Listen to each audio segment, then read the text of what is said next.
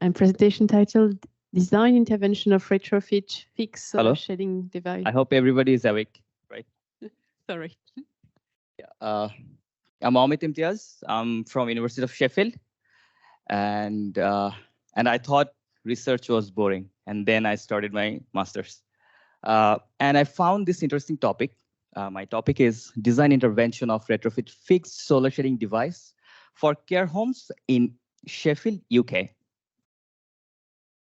So I would like to start with a little background. People aged between 85 or 60 to 85 will increase by 3.1% by 2030. And you can imagine that in future, care homes and recent data says that care homes are in residential setup, almost is 70% of it. And if anybody is getting older and having problem with doing chores, daily activities, and everything, so if any elder people get glare, it took 3 to 9 minutes to actually to get recovered from that situation. So in here, in this research, I tried to figure out if shading devices can actually mitigate the problem to provide adequate daylight inside the care home bedrooms, and also eliminate glare from the rooms. So my methodology was to pick 3 active care homes in Sheffield, for which I have simulated their ADF, average daylight factor, and UDI. UDI in terms of supplemental, which is below 100 lux, and autonomous, which is above 100 to 3000 lux. And if it exceeds 3000, it's kind of sort of creates glare. And after that, I try to find that if they're getting less light, less daylight, or getting excessive daylight.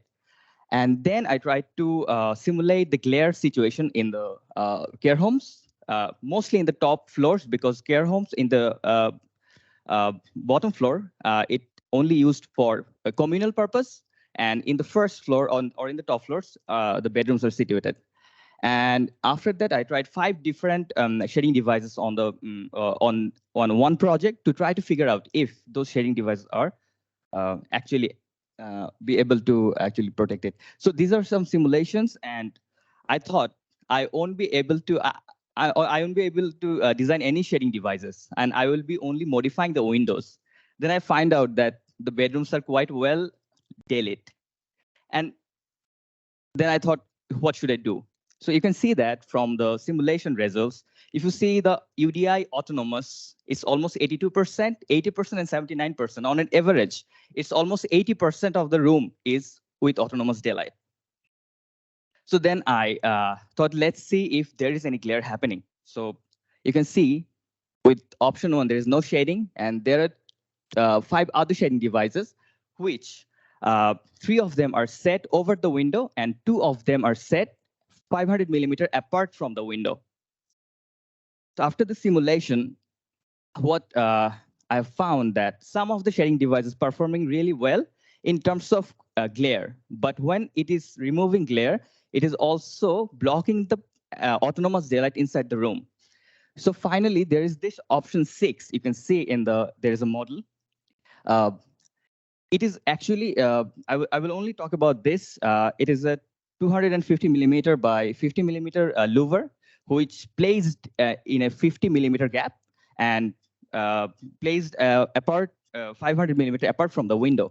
And it has the only simulation result which actually goes below the critical level of glare, which is below 19, and also with the average daylight above 2.04. So this is the only shading device that actually performs really well. So after that, I tried to simulate the UDI of the with the shading devices, and it also performs really well. I won't say it's 80%, but it's 78.53%, almost 80%, but with an average daylight factor above 2. So to conclude, I would say that this is the climate, sky coverage of Sheffield. That 70% of the time, the sky is covered with, cloud. So in that context, you are getting almost 80% of autonomous daylight. So There are some limitations with this research. You can see that I did all the simulations with computer simulations. Exact data was not be able to collect it because those all care homes are active. They're already functioning. So to conclude, I would say that in Sheffield climate, sharing devices might be able to protect the elder people from glare and provide adequate daylight inside the room. Thank you very much. Thank you very much. Any question? No? I would say, sorry. Thank you. Thank you for the presentation. I have a question about if you have any chance to check the thermal comfort, because for the elder people, I guess that reducing the solar gains might affect them too. So did you manage to balance the results with the affectations on the thermal comfort? Okay, for this research, I only focused on the daylight and glare, so I couldn't actually do the thermal part for this project. Okay. Thank you. I might have missed it. So did you say one of the limitation was you didn't go, so you still have a plan, it's like part of an existing building and facility that you have. Were you able to visit it at different time of day or different time of, like different seasons as well? Yeah, I was not, I would say different season. I'm here in the UK for 1 year. So Yeah. I had this opportunity to visit the projects.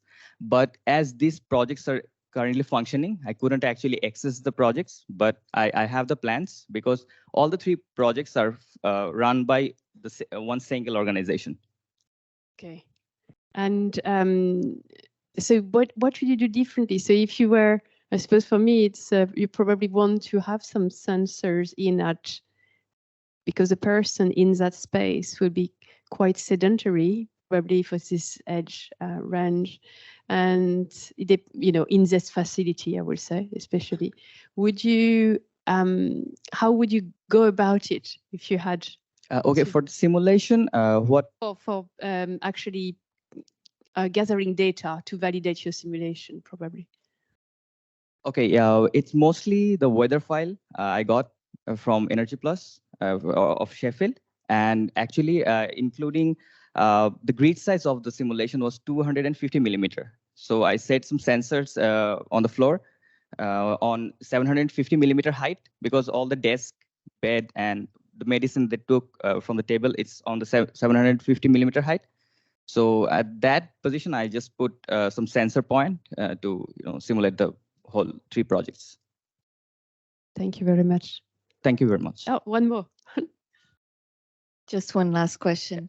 Did you compare with the references from the European standard 17037 daylight in buildings? That's one question. And the second one, I would potentially check the parameters of the background radiance on your model to improve the accuracy. But overall, it's a very interesting study. So thank you. Thank you very much. I have only looked into CIPC guideline for this one and some other parameters that I have found in some literature studies. So I haven't done that. Yeah. Thank you very much. Thank you.